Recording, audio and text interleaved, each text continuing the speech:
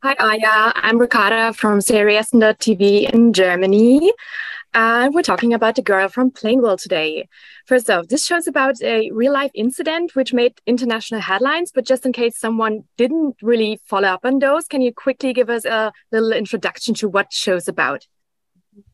So basically, there was a case against a young girl, Michelle Carter, for her boyfriend's suicide when they were teenagers. She had been in some sort of relationship with him, mostly through texting, and they were both in what I would call mental health crisis. And at a certain point, she encouraged him to commit suicide as he was having suicidal ideations, and ideated with him on how to do that, and was likely present over text and over phone calls while he was committing suicide. And then she was put on trial for his suicide, which was a precedent setting case, and brought up a lot of issues around responsibility and how you could be, how it was possible to be responsible for someone's death when you weren't actually there. And in the United States, it was definitely covered extensively. And there was a documentary as well that was made about it. So this is an exploration of that case, and hopefully what is a less salacious way than it was covered at the time. Did you follow the story when it was happening already, or was it like a new thing to you? I had followed the story when it was happening, and then I'd seen the documentary as well before I got the job. But I would say that I had definitely been drawn in by the salaciousness and by the media's coverage of it, and our treatment of specifically young women, I think, has hopefully begun to change in terms of how we look at young women.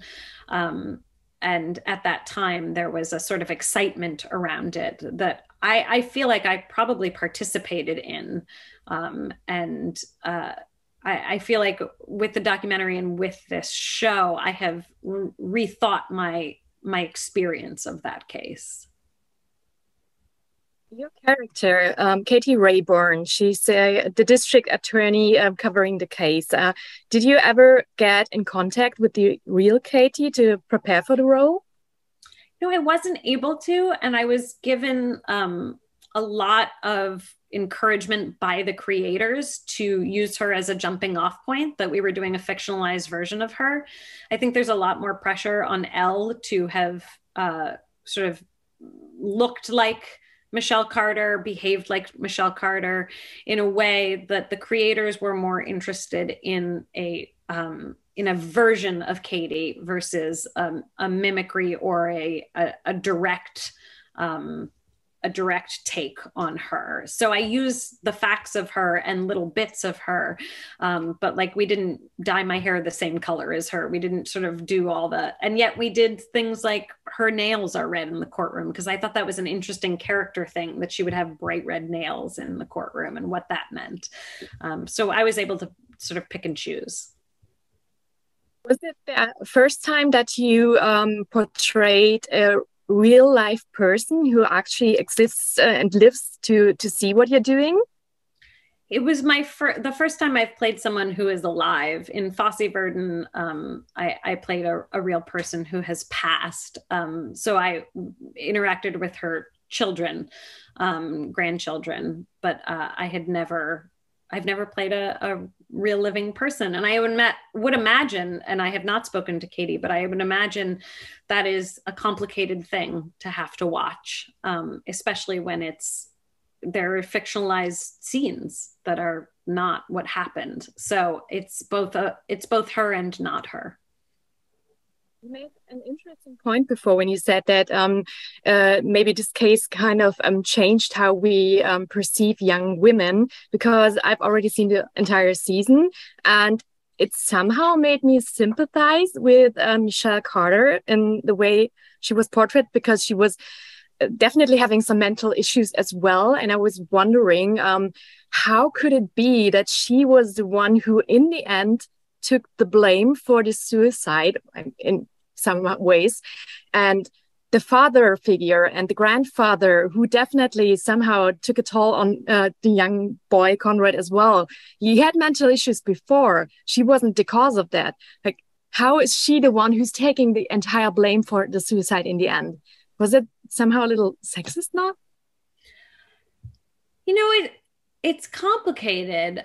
I don't know if I have a great answer. I think that, yes, we love as a society a young, beautiful girl who's done wrong. That's what we want to watch. We want to villainize. And this was a perfect example of that. I think it's a very confusing, tough case. And it is nuanced and layered. And I don't know what the right outcome was. We talked a lot about the verdict in this case. And it's a shocking verdict because a lot of people feel exactly the way you do.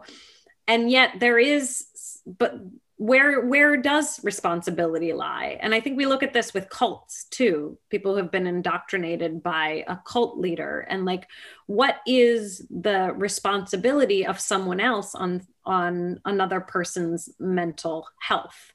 And what is abuse? I mean, there's so many pertinent questions about this. And I don't know if we have the answer yet, but I think but discussing it and looking at it through a nuanced lens, as opposed to a right and a wrong, is the way forward. Yeah. I'm told that I'm already done with my time. Unfortunately, I had so many more questions prepared. But thank you so much for your time. Have a great time. And thank you for the show, which I kind of really liked. Yeah. Thank you so much. Nice to meet you. Bye.